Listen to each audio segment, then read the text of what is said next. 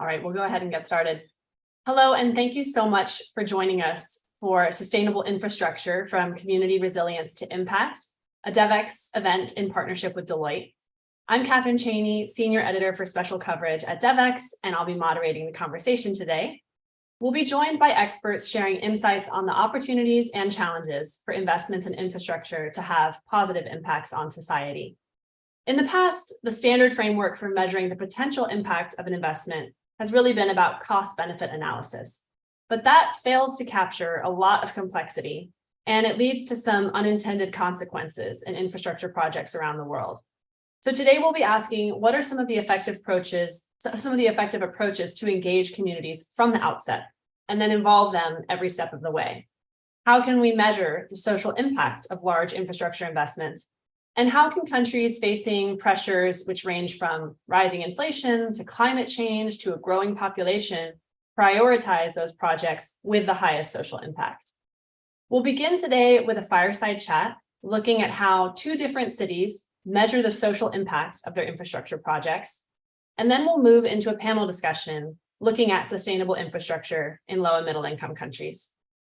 So I'd love to go ahead and welcome Dr. Murad Habwanamaguru, Vice Mayor in charge of Urbanization and Infrastructure from the city of Kigali, Rwanda, and Carlos Alberto Bojorque Gutierrez, Environmental Advisor from the Office of the Mayor of Medellin, Colombia.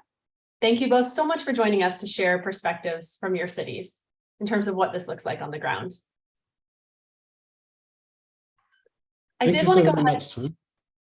Thank you. And I did want to go ahead and note for attendees joining us from all over the world, please do introduce yourselves in the chat. The chat is open, I believe. And if you have questions for our panelists, we would love to get to your questions. You can post those in the chat or in the Q&A. I want to go ahead and jump into this conversation and hear about different and shared experiences from these two cities. So first, for Murad, for Carlos, I'd really love to narrow in on one example of an impactful infrastructure investment.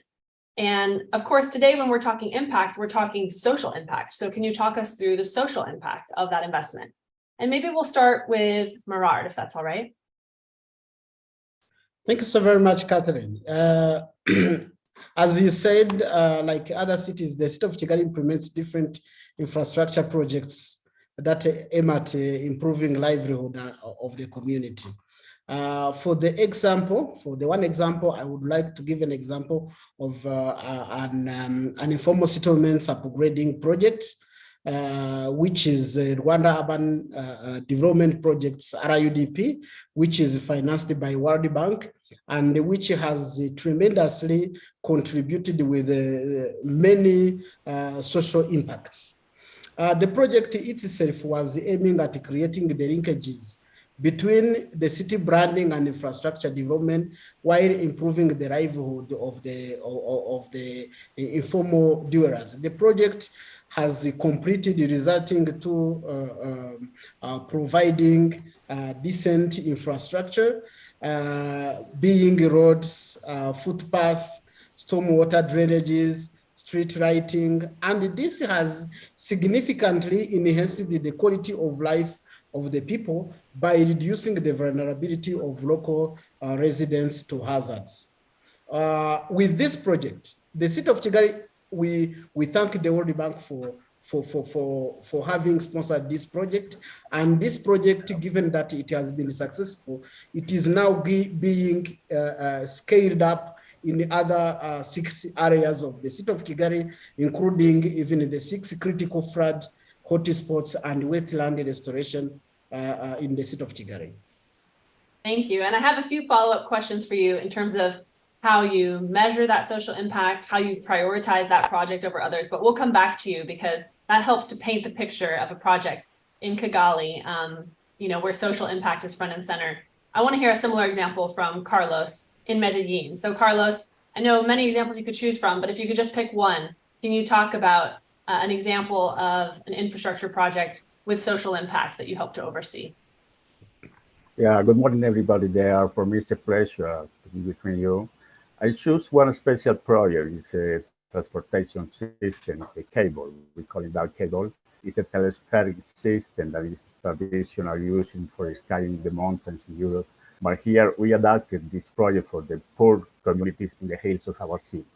That is a project integrated with the system of the city with the metro and with tramway, and is doing with the communities. Communities working with us. We made the consultation. We asked them there how they could collaborate, how they helping us, how municipal administration to build this project that have some complements, not only the transportation system. They have some other projects included, like to improve the health, to improve the economy, to protect women, to protect child, to give some employment, to take some health project there.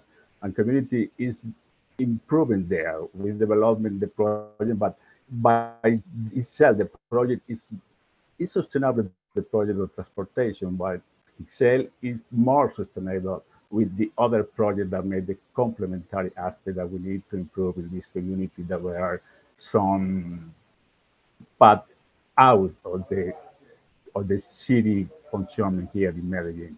That is a really good improvement, and by now we carry on with these different kind of activities, and now people is asking for more development, for more cooperative system, for more health centers, for more educational centers, and the project contributes too for the climate change, that avoid the carbon emission, that avoid, we are working with them in some recycling for the garbage and some other projects. They are working, they have some formation to work, and they are improving in handicrafts. And there is it's a net. There is a net. It's a social tissue that we improve there with these communities. And the most important for us there is the community. The project is okay, but it's the way how to improve, how to include this community, because we have a social debt with them because they are marginalized. That is the project. We carry on working about some details then, and we will show how we made that, because at the beginning they scrape the project in one special system we have, in the Bangkok project. Bangkok project is a system where the communities come and make description of his own project, his own interest project. And then they have some derived from some credits. And in the municipal budget, they could obtain the 5% of this budget of the quantity of financing ways, and they obtain the project by votation. They choose by vote, and they obtain this project is the better for them. We choose, we go there, we development, we made the prefactibility, and then we made the feasibility, and we build the project for them. If they are a good iteration.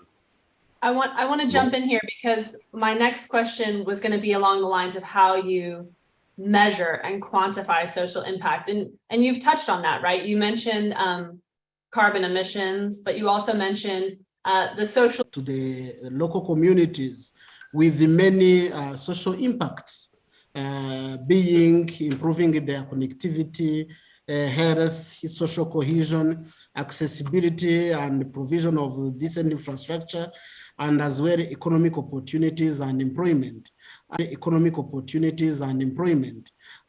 To measure social impact, first, there is a determination of the baseline conditions. The baseline conditions were documented, how the people were living before. They were documented to establish the social situation upon which impacts were measured, and also provide a basis for future monitoring of the project.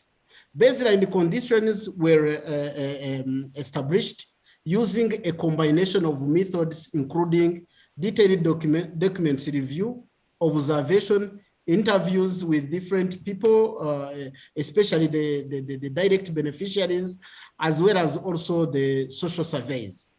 While measuring the impact during the implementation, the same procedure as mentioned above being interviews were also done, and it was taken into consideration to get the level of impact by comparing the outcome of the project to the baseline conditions. And I know for both of you, of course, very different contexts, and yet you both face challenges in terms of resources. You both face strains, as we talked about before, and you have to prioritize. And so I'd love to hear from each of you, what are the factors that determine whether or not a project gets the green light? And you know, how does social impact rank? So I'll start with Carlos. You know, you talked about a project you're excited about. How did that project make it through, and how do you prioritize projects, and how does social impact come into that consideration? Yeah, for the beginning, we have to obtain a good insertion in with the community, with women, with young people, and try to change this reputation that they have. They have a violence reputation. They are poor people. They are marginated. And with the mother, we call here the woman we call the mother head of family. And that was a very good approach with her, with this kind of women, and with his family, because we had to create and implement the infrastructure for childs, from a school for the boys, some nurseries, and give some formation, some education for her, how to prepare the foods, how to be a good nutrition, how to have a good health. And we follow that with some system or indicator systems. And we are all the time with them. We have the social worker that goes there for every visit and almost every home. We have a very nice project that is called the Good Beginning. Good Beginning is for the child. They take the mother when he is in a family way, and they project the life of this baby, of this new human being, and they are encourage her to protect, to give good education, to give good nutrition.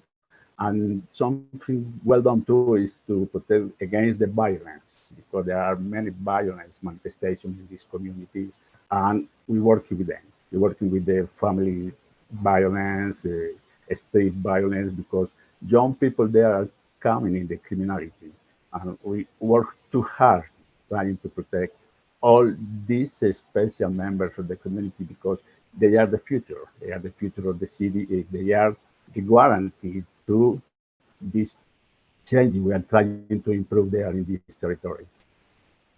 Thank you. And Murad, what about you? What does prioritization look like? And specifically, since you're talking about, you know, some external support, the World Bank is working with you on these projects, and yet, you know, those aren't limitless resources either. So how do those conversations on prioritization go? Yeah, good. You know, of course, the projects are many and the funds are lesser. And given also the shocks and the stresses that the country has gone through, even in the world and the city in particular, of course, there was a reduction of projects implementation rate. Hence, the demand exceeds the supply for infrastructure. The government of Rwanda has put up an economic recovery plan, and Rwanda's revised climate action agenda and investment priorities. And the country itself has a national transformation agenda, NST1, which is a 7 years government program. So the projects are all the projects to be implemented are in that 7 years government program. And the city of Kigali, referring to the above mentioned documents, and of course, those stresses and challenges that the world has gone through, the city has developed a project prioritization matrix that helps us to conduct a multi-criteria analysis and come up with a ranking of the projects, starting with the higher priority projects, especially those with more social impacts, those which provide jobs to women, to youth, and also people with vulnerability. Socio-economic opportunities, as I said, as well as also recovery and enhancing the quality life of the people. Very interesting to hear about this project prioritization matrix and how social impact is embedded in that. We have just a couple minutes left. So last question I want to ask you is around community engagement, because as I mentioned at the outset, when we think about ensuring that infrastructure has positive social impact, of course, community input is essential. So what does that really look like? I don't think we have too much time to get into a lot of examples, but I want to frame this in terms of advice. So both of you believe in social impact as a way to prioritize infrastructure investments. You're doing this in your cities. If you have advice for any other cities who want to also try and better prioritize social impact, what is your advice in terms of involving communities every step of the way? So maybe we'll start with Carlos and then hear from Merard. Any advice on community engagement to better prioritize social impact in infrastructure investments? Yeah, we think that the most important is with this kind of people to involve it in his own project, because it's the way how the project will be resilient and how the project will be sustainable. It doesn't matter the education they have, it doesn't matter the condition they have. We have to improve the human condition they need to stay there, and they are involved in working in the ground project. They are working with in the construction, we are working in the maintenance of the system, they are working in cleaning the system. And we create some public space and some store areas where the people could sell the production they have, handicrafts, some food, something like that. And they are coming for the formation. They have some complementary formation in some offices and some art and some skills they need to be all the time improving their economy and carry on with the system, because there are some speculation too. They have a good condition, they have a good house, we are improving the housing for them, and sometimes they try to sell the house because they believe that earn the money is something important for them, and we have to control in that. There are some corruption aspects too that we have to control it. There is something really good, a good approach doing there, because we had to measure all, we had to fall in all with our system of performance and impact and results. These kind of indicators there in this community. Thank you. I want to bring in Merard here. Quickly, just any advice based on your experience in terms of engaging communities? Yeah, thank you so very much. The government of Rwanda itself has chosen to be a citizen-centered government. And whatever is being done in Rwanda, there might be a hand of a citizen. That's why every year around the city as in the country, we conduct an exercise of correcting citizen priorities. It is an annual exercise of conducting citizen priorities and make sure that those priorities are aligned with the other documents that I have mentioned above, like the 7 years government program, the city master plan, which also embedded the citizen ideas, the integrated city development strategies, which also comprise the citizen projects. So every year we conduct, we do an exercise of collecting citizen priorities. But when it comes to a project, every project that is implemented in the city of Kigali, there might be local communities committee.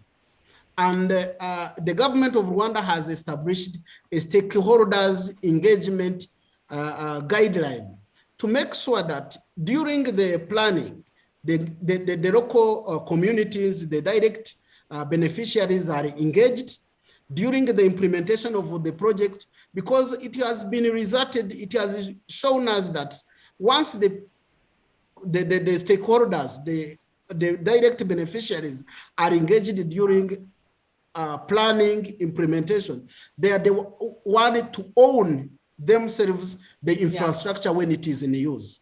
And it also helps themselves to do an outcome monitoring of the project. Thank you. Thank you so much. Thank you to both of you. I really want to thank both Carlos and Merard for sharing insights from Medellin and Kigali, and looking forward to following your progress moving forward. Now, I'd like to go ahead and welcome our panelists for a conversation on how to build resilience through sustainable infrastructure across different low and middle income country contexts. Joining us is Michael Flynn, Global Infrastructure, Transport, and Regional Government Leader at Deloitte. He leads global teams focused on public sector investment in infrastructure, transport and mobility, regional and local government, including cities, and climate and environment. Maria Vagliasindi, Acting Chief Economist for the Infrastructure Vice Presidency at the World Bank. She's been leading analytical work and policy dialogue on energy and infrastructure reforms in several low and middle income countries. Dalila Gonçalves, Acting Regional Director for the Africa region at UNOPS, the United Nations Office for Project Services. And Swarup Gupta, Industry Manager at the Economist Intelligence Unit, the Research and Analysis Division of the Economist Group, where he leads the financial services, automotive, and healthcare teams. Welcome, everyone.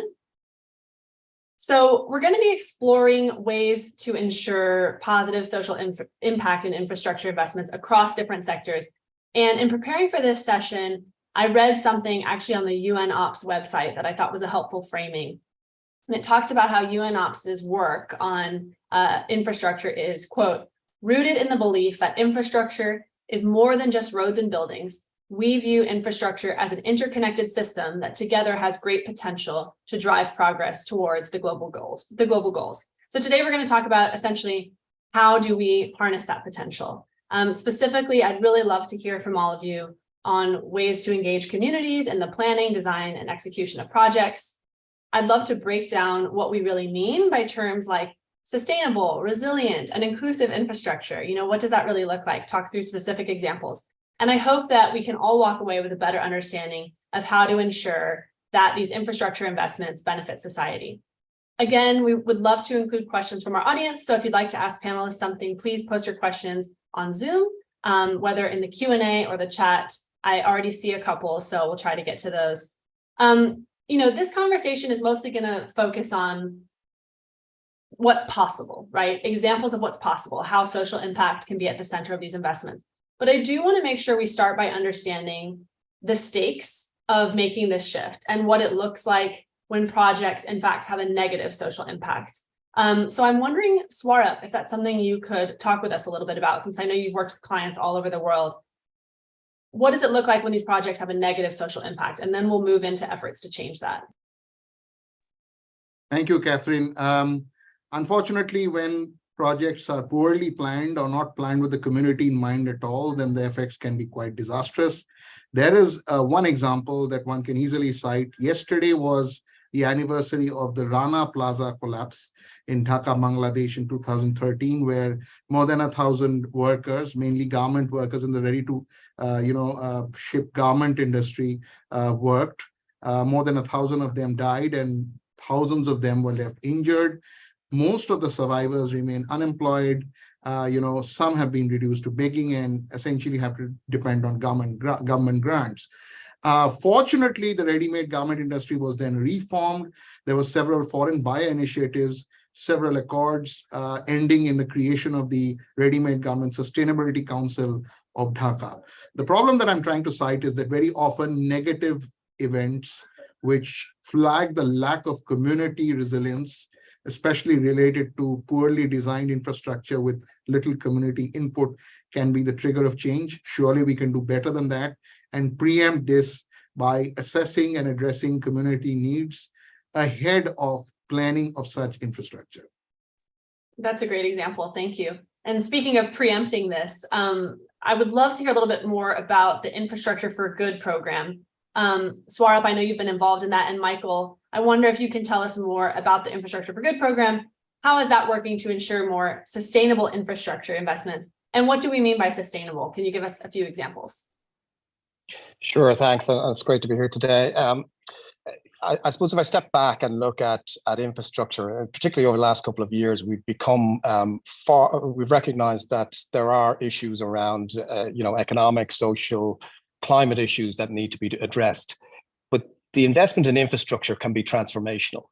And it's how you use that. And we see 5 trillion a year being projected by OECD. That's an awful lot of money, that can create a huge transformational change globally if done properly. And we've heard about when it's not done there properly. But now, if you change that and you have that, not only that economic and financial focus, but look at society, look at building those communities, look at the environmental and climate issues.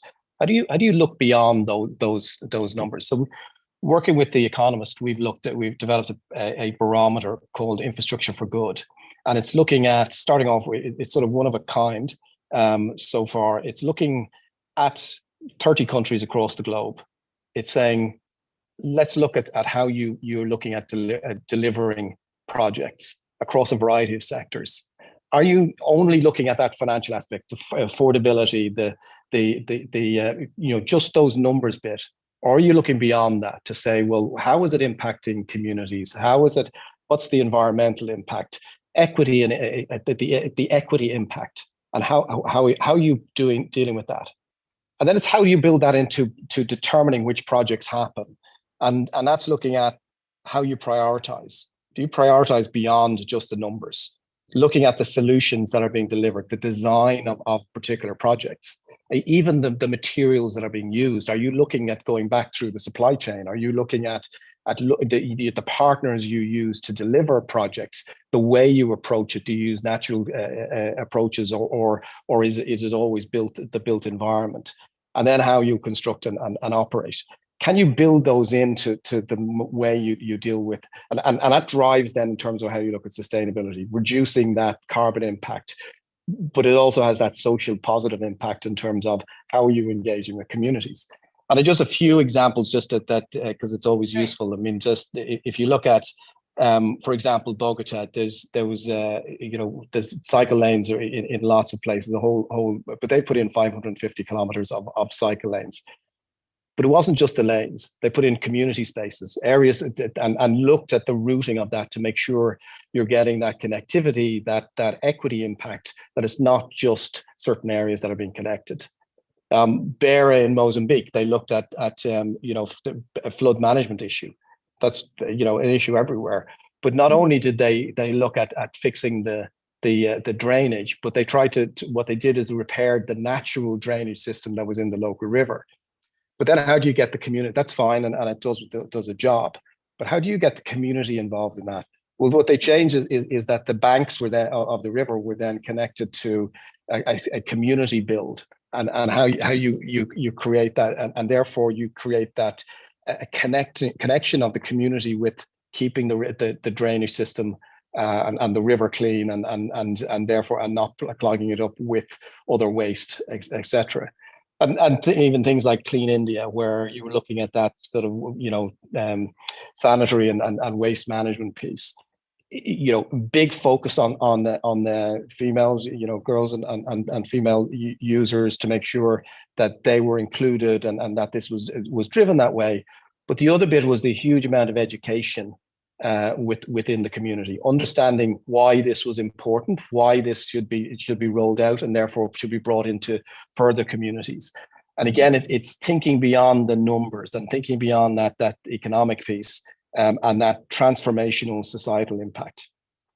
Those are some great examples, and I want to hear from Swarup on this, and then bring in our other panelists. But Swarup, I know that you've done research for this Infrastructure for Good program, and it sounds to me like what I'm hearing from Michael is a cross-cutting takeaway here is the importance of engaging with communities earlier on in the process, including them throughout the process. And so my question for you is, how does this approach result in different outcomes? And if we're seeing this, why isn't that happening more widely? What are the challenges of making that happen more widely? Yeah, thanks, Michael and Catherine, for your comments. So the problem with that not occurring more widely is related to what I was saying before, is that many of this is reactive rather than being preemptive. One great example of preemption is the Infrastructure Victoria initiative, which has been set up in Australia, where this independent advisory body has first conducted the needs assessment for its users, both current and future. So it's looked at a graying population, the need for more outdoor spaces. So the idea is to cater to the needs of users, both current and future, instead of just planning infrastructure assets which solve certain modern day problems. And this is built-in ownership via communities, and has, the use of a multidisciplinary attitude has been what solved problems. But just pulling back to what Michael was saying, from a country level barometer, again, countries which have fear coming closer to you in the rear view mirror are the ones that have reacted first. So typically small island economies, Mauritius, for example, has done a lot of work, especially related to sustainable tourism. But the whole idea here is to bring community resilience into the angle. So for example, even in the New York City flood resilience plan, what has been done is they've added a vulnerability assessment, not just of physical assets, but also of communities into standard risk assessments. So this provides the necessary color for social cost benefit analysis. Are communities vulnerable? Which are the ones? What needs to be done about that? Another great example, also from the US, is the Atlanta Beltline project, which has tried to integrate people with place. So this is a repurposed rail corridor in and around Atlanta, and it's led to trails. It's led to small utility rail systems, and the idea has been to reduce social and economic disparity. So while we use a lot of watchwords such as triple bottom line accounting, the whole idea is to let the community have a voice, assess their needs early on, and then integrate those needs into creating assets rather than the other way around. Mm-hmm. Thank you, Saurabh. So I'm hearing social cost benefit analysis, triple bottom line accounting. This gets into frameworks for measurement. And that's a question I have for Maria. So Maria, why do current frameworks we use to measure the impact of infrastructure investments sometimes fail to address social impact? And what are some of the emerging new approaches? And how is the World Bank looking to embrace some of these new approaches? Thank you very much, Catherine, for this very interesting question. And I'm really delighted to be here. And it was particularly enlightening to hear the voices from the mayor and from ultimately the beneficiary of some of our World Bank projects, because ultimately that's what we want to hear is from people that whose life have been changed because of our project intervention.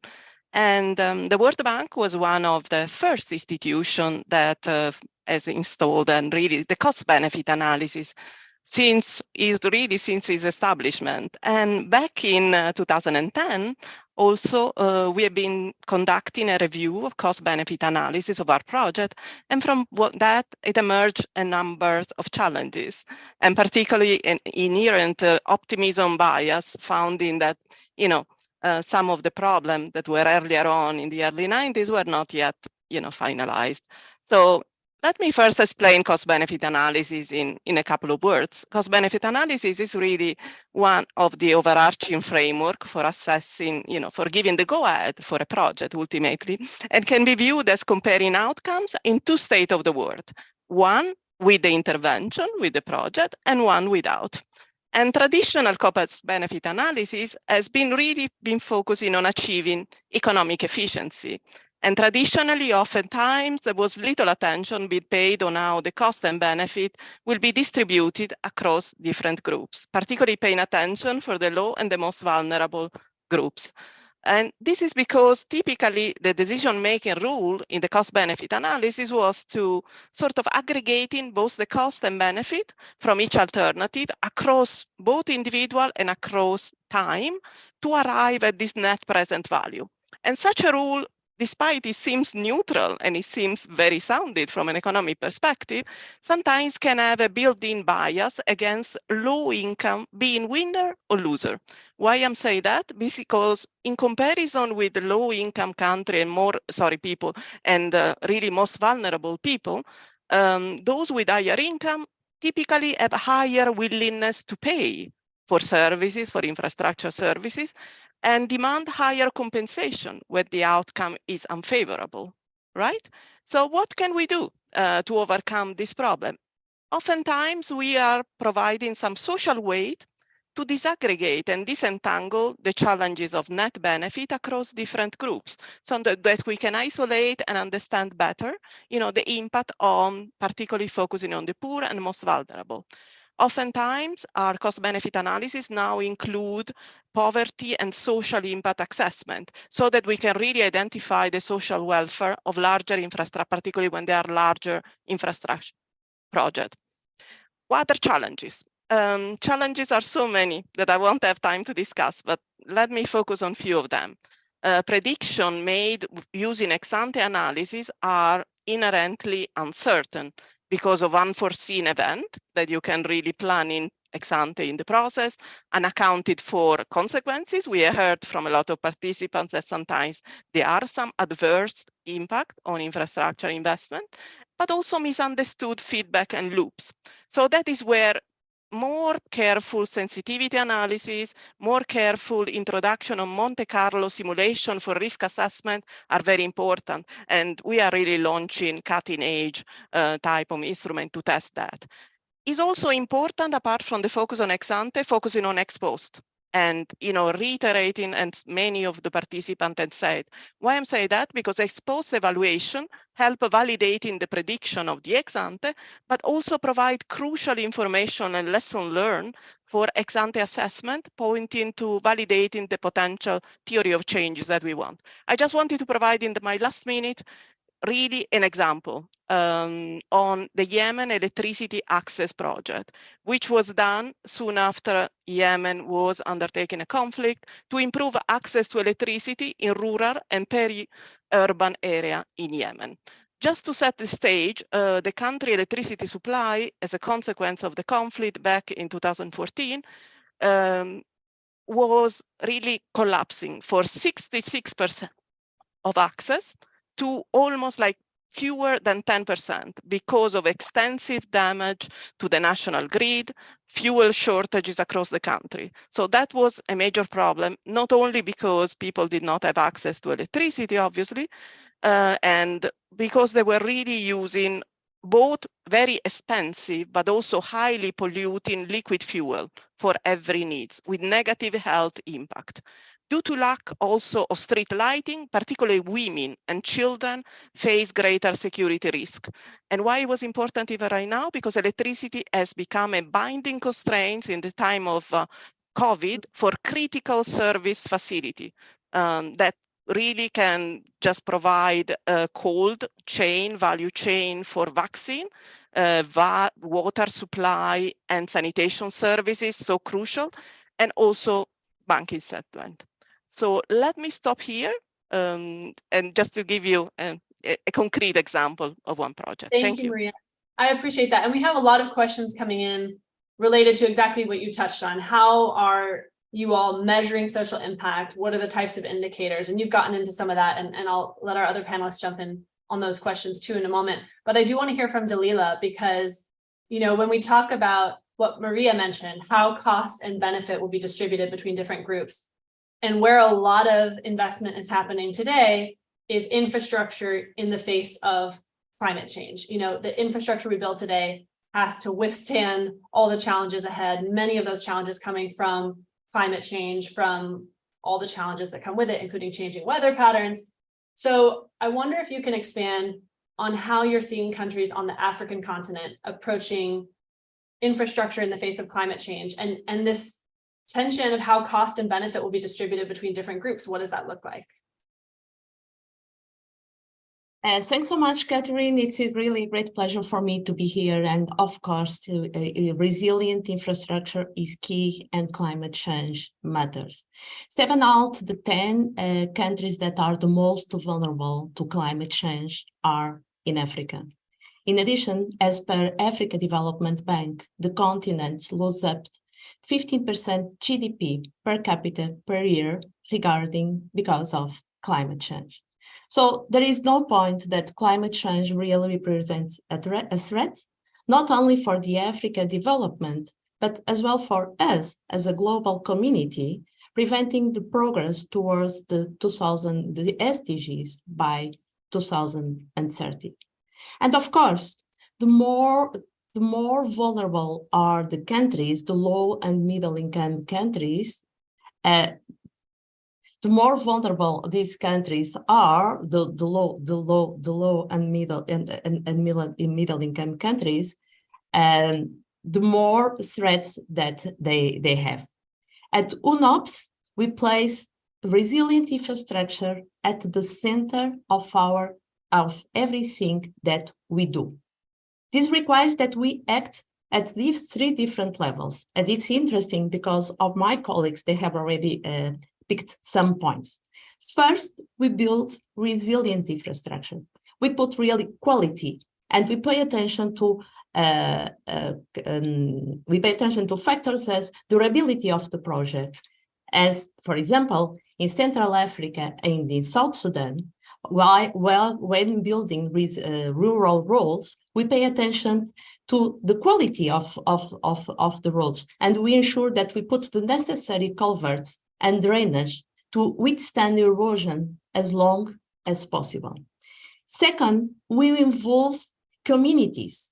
Since the very beginning, we place people at the heart of the decision-making when setting up infrastructure. Is it easy? No. It takes time, yes, but we involve them since the very beginning. By ensuring that they are involved since the very beginning, we also ensure that this infrastructure will be really used on a sustainable way, and it will be maintained afterwards.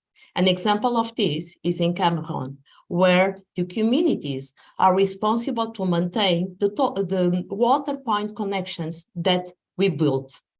And third, at UNOPS, we build infrastructure that increase the adaptability of African countries to climate change. For example, in Tanzania, where 800,000 people in Dar es Salaam stand to be impacted by flooding caused by rising the sea levels, between UNOPS and UNEP, we worked with the government to increase the resilience of the coastal areas against the impacts of climate change. So this is really the way that we approach it, and really resilient infrastructure is key for us.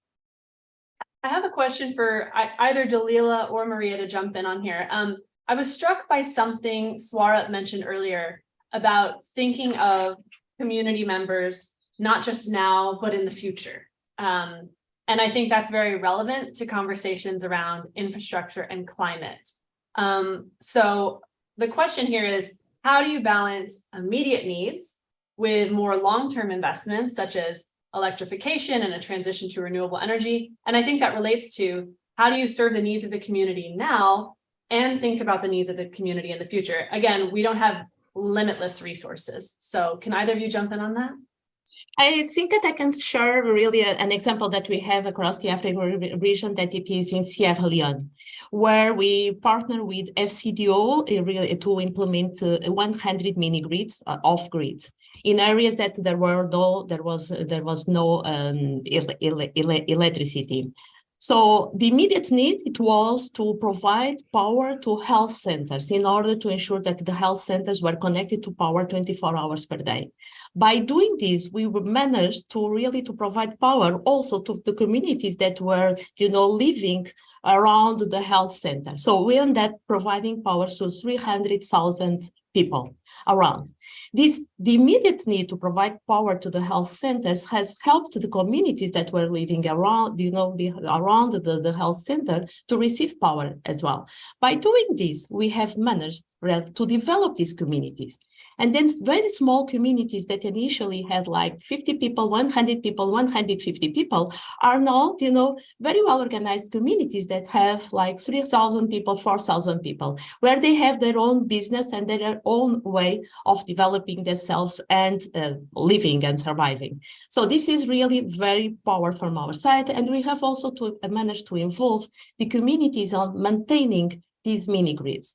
So they are the ones that work, cleaning the solar panels, they're ensuring that no one touched in the batteries and etc. So we have not only involved them during the construction work, because we subcontract part of them, but we also have ensured that they are the ones that protect and maintain these mini grids. Maria, anything to add, especially since so many of the questions we have coming in are around measuring social impact, what types of indicators? We've heard from Dalila quite a bit about climate infrastructure, climate resilient infrastructure, and anything more to add about how the World Bank uses measurement on these, really critical projects? No, absolutely. This is a crucial question. And in fact, in the Chief Economist Office for Infrastructure, we have been developing and carrying out a very thorough literature review that we will be happy to share with you, and even a meta-analysis, try to capture what has been ultimately using cutting-edge techniques. Right now, we have spatial data, very granular data, on which even ex post, we can analyze what have been truly the impact on the social community and broadly on the overall, creation of jobs, how much the contribution of jobs. So the good news is that, still we find that the true effect, even removing the optimism bias that I mentioned earlier on, is really very positive. But I think, and again, I will anticipate, and probably even the call for action for better data. Better, if you cannot really measure, you cannot monitor, and ultimately you cannot really provide a strong lesson learned for future projects. Let me also jump in more broadly on developing countries have been really currently facing multiple crises, including the COVID crisis, the Ukraine war, that have really affected and devastated the life of all our country of operation, and sometimes even in developed countries. And right now we say that already investment in infrastructure were declining before the pandemic. Right now have been declining even further, and they are not keeping up the investment needs that are really needed for sustainable development and for really placing resilience infrastructure. Though, you mentioned a question on what would be the sort of trade-off between short-term security need that are really felt all over the world and longer-term embracing, the resilient, green, and inclusive infrastructure that we all want to. I can see that there are opportunities for synergy and really rather than only trade-off. So let me be more positive and starting with the synergy. In the energy sector, the most promising infrastructure investment are those supporting clean energy solutions, while at the same time encouraging the transition away from fossil fuel. Now we know that the cost of renewable, the cost of battery storage have been declining over time considerably. So that really in this case, this become the most cost-effective and affordable solution. In the transport sector, most promising infrastructure investment are those that shift traffic towards cleaner transport mode, such as buses, railways, waterway, and reduce the overall intensity. So that is why investment on the other hand in broadband infrastructure also really support facilitating online and be so important. But ultimately, I wanted to see that these beyond the contribution to decarbonization, those type of shift are also those that can really provide positive social impact. Because as I said, providing access to electricity help the poor, so does public transport, and can really avoid unavoidable lock-in in fossil fuel. Thank you very much. Thank you, Maria. Michael Swarup, I want to bring you into this because Maria was just mentioning a few key sectors where there are opportunities to make this shift. Clean energy, clean transport, she mentioned broadband. I wonder if you can expand on any opportunities you see and also just talk about what's really needed to kind of move the needle here. Like, what are the challenges that stand in the way? I mean, you all seem to be big believers in the need for this shift, and yet you're probably facing some headwinds. So what are they? I'll start with Michael.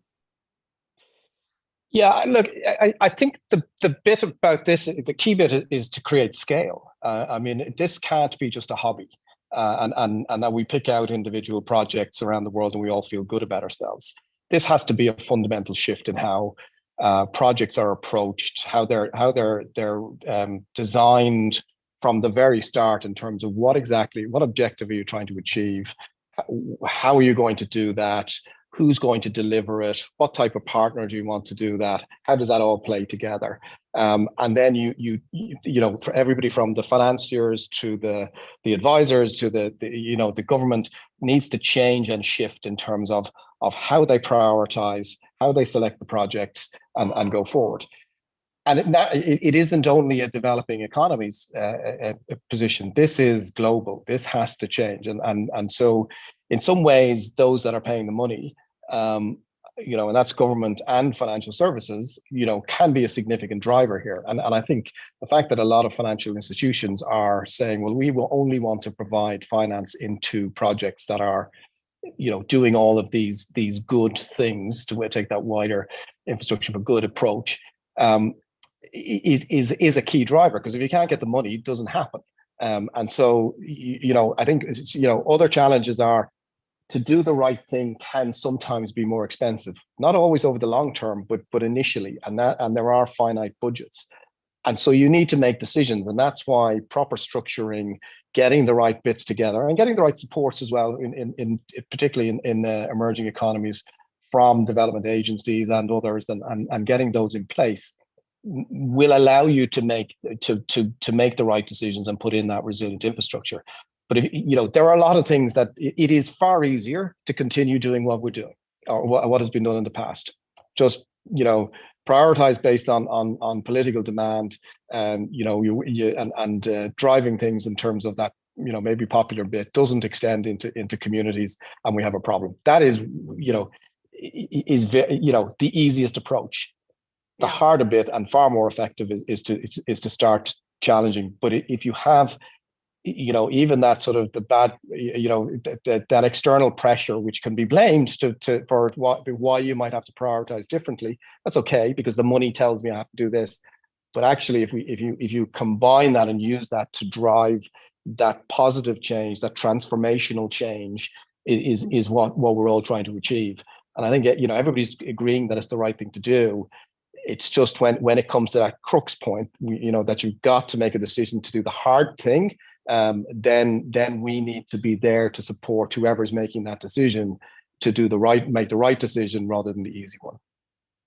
Well put. Swarab, anything to add? If this is the right thing to do, but perhaps the harder thing to do or the more expensive thing to do, how do we make sure that it's actually happening more widely? What are you seeing?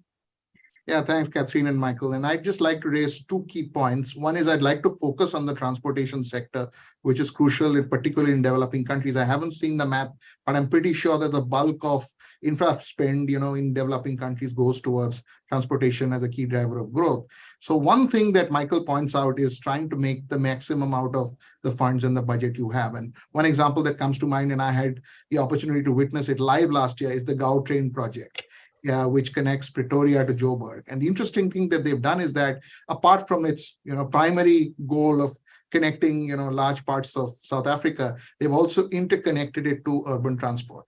So, you know, it makes a mass rapid transit system that much bang for the buck than what it was initially supposed to be. And it's a wonderful project.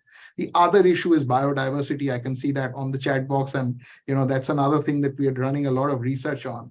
So another concrete example of that is the Delhi-Dehradun Expressway in India, which has created the largest animal corridor, both overhead and underground, because you know, it passes through a very sensitive region, biologically, you know, a restricted national park for many endangered species. And this has ensured that while travel time is cut down, fuel consumption goes down, at the same time, the biodiversity balance, you know, remains the same. And we are likely to see, you know, in an era of stretched budgets, I hopefully it won't come to something worse, you know, trying to get the maximum out of the budget constraint you have, and also trying to integrate, you know, increasingly important issues such as biodiversity into these infrastructure, especially transportation plans. Thank you, Swarab. I want to bring in a question from our audience quickly. The question is, it would be interesting to hear some thoughts on quantifying and evaluating the engagement of local supply chain or small and medium enterprises in large-scale infra projects, and balancing this with the potential additional leverage or economies of scale that may be available through international actors, for example. So quickly on this, I'm not sure who would like to jump in, but how do you strike that balance? I'm guessing many members of our audience might work for some of these local organizations or SMEs, as well as the large international institutions, but how do you engage them? Dalila, did you want to comment on that? Yeah, sure. So this is the way that we operate, and it is not easy. We only work with the local private sector companies that sometimes it's not really a company itself, since the very beginning, and we help them, these companies, these people, help them to develop skills really to perform to us and to be part of these projects. It's really a difficult process, but it is worth it. When we end up a project and we see that we have built and we have transferred know-how and competency, it's really good. But this is the way that we operate, just building and developing private, local and small private sector companies.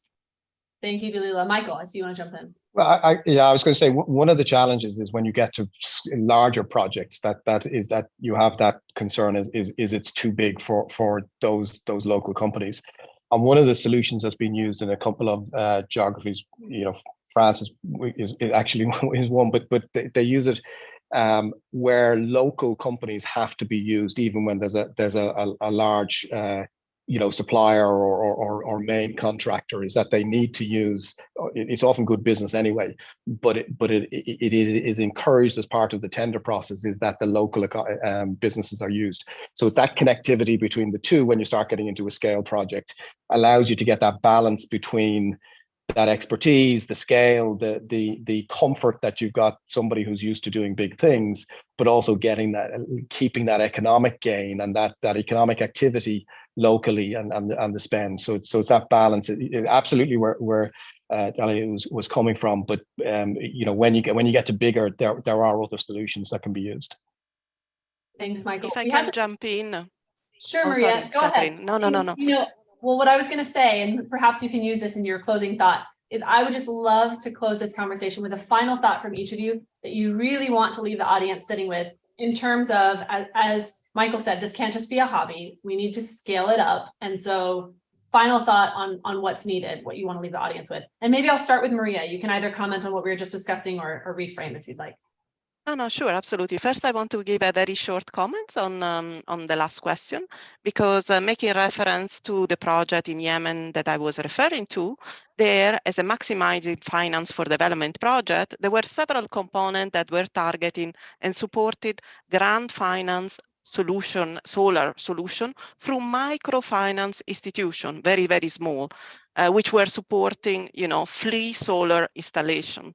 And part of the implementation arrangement within the World Bank were led through the United Nations Offices for Services in collaboration with local entities, so that to make sure that ultimately we target the beneficiary, because oftentimes it is the case that solar and new technology are actually benefiting those that have higher income, have higher willingness to pay. But if you include it in the project design and you work with the local entities, working also with our partner, that is where you can scale up and you can even introduce in a very large project those elements. And finally, if you allow me for a last call for action, is really, as I'm an economist, yes, absolutely, I wanted to see much better technical guidance for cost-benefit analysis. Now we've seen many changes in technology. We don't sometimes understand what is the impact on the poor. We need to bring them there, and we need cutting-edge method. Thank you so much for the opportunity. Thank you. Better technical analysis, cutting-edge method. That's Maria's call to action. Let's go to Dalila. Final, what's needed? Yeah, so very quickly, I would like us that collectively to kill this concept that resilient infrastructure is really expensive. We really need to consider how long it will last. Also, as per a study that the World Bank has conducted, it shows that the net benefit on average of investing in more resilient infrastructure in low and middle income countries would be $4.2 trillion. With $4 million in benefit for each 1 million invested. So resilient infrastructure, it is really not expensive. It is an investment with better return on capital. Thank you. Thank you, Dalila. Swarat, can we go to you? Yes, I'd just like to add a bit of a sort of cautionary note, and hoping that Mike will land on a more positive note, is that I hear a lot about SMEs, but one of the major challenges down the line is going to be to extend the scope lens down the value chain or further down the value chain. While we integrate community voices into the considerations of these projects, smaller suppliers and contractors in the future, and that's going to be a big challenge, will have to be ready for greater scrutiny of their operations in terms of sustainability. So that's definitely because, as projects of such scale, as soon as you start scaling up and you have more and more players in that ecosystem, most of them also probably need the same scrutiny that is needed to the overarching player. Thank you, Swarup. And Michael, we'll end with you. What do you want to leave this group with? This very engaged group, I might add. I'm sorry we couldn't get to all your questions, but love to see this engagement.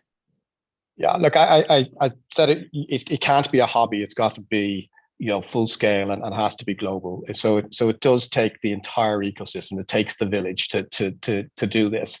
And so we need to transform how we think and how we engage from all the various stakeholders into projects.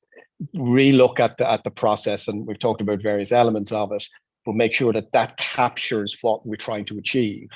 And therefore, you ultimately, deliver that infrastructure for good, and it can be as transformational as we all want it to be. Thank you so much, Michael. That's all we have time for today. We will be sending a recording along so that you all can revisit any parts you missed or share with colleagues who couldn't attend. And if you enjoyed this event, we invite you to explore our partnerships events page. You'll see it in the chat, where you can find recordings of past Devex events. That includes a previous event in partnership with Deloitte. And again, you can access those recordings on the events page in the chat. In late May, we're going to have a range of events tied to the World Health Assembly in Geneva, Switzerland. So that's coming up. And with that, we'll close. Thank you so much to our panelists for joining us today, and to our audience for your time and attention.